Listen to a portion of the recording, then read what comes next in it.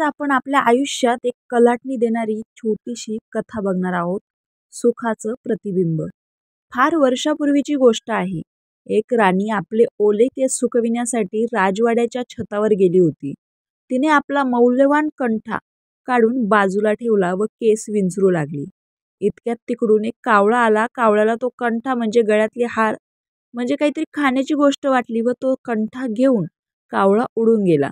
एका झाडावर बसून त्याने कंठा खाण्यासाठी खूप प्रयत्न केले. मौल्यवान अशा कंठ्यामध्ये हिरे मोती जडलेले होते.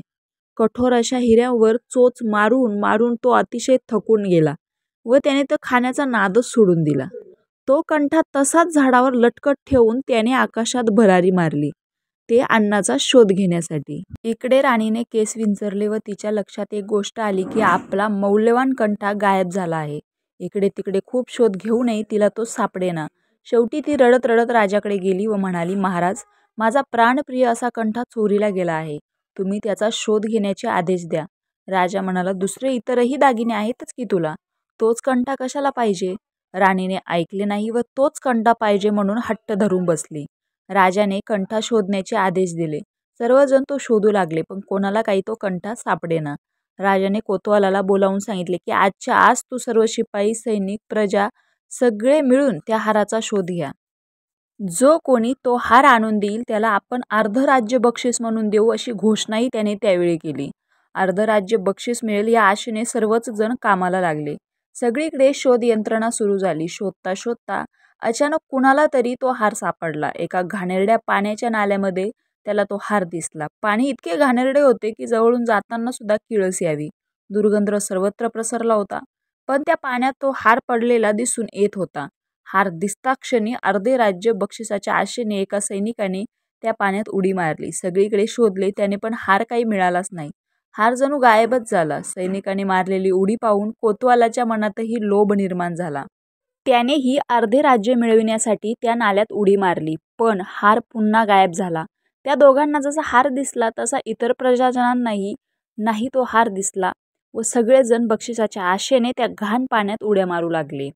पण हार कुणाच्याच हातात येत नव्हता. सगळेजण उडी मारता येत पाहून मंत्री, सरदारही, मुख्य प्रधानजी यांनाही अर्ध्या राज्याची हाव सुटली व तेही घाणेरड्या पाण्यात उड्या मारू लागले.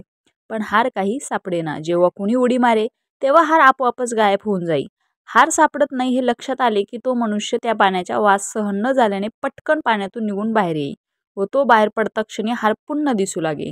मंत्री, सरदार, मुख्य प्रधान यांनी घाणेरड्या पाण्यात उड्या मारून हार शोधण्यासाठी खूप प्रयत्न केले. हे राजाच्या कानावर गेले व त्याला वाटले की यांनी जर हार शोधला तर मला माझे अर्धे राज्य गमवावे लागेल. त्यासाठी राजाही तेथे आला व त्याने आपली राजवस्त्रे उतरवली आणि त्यानेही त्या नाल्यात उडी मारली. त्याच वेळेस तिथून एक संत जात होते. राजाला उडी मारलेली पाहिली आणि तो मोठमोठ्याने हसू लागला.